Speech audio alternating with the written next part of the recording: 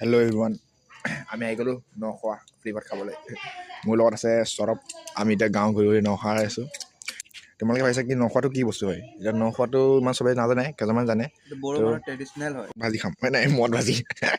লগত গান বুজাম দে গান গা ঋতু দিবা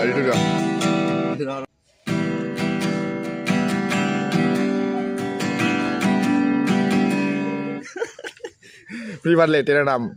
তো আমাৰ মিউজিচিয়ান সৌৰভ দাস ভাইৰেল কৰি দিবি হা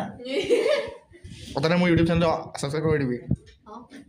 চানি যিটো ইংলিছ মাৰে এছা গাইস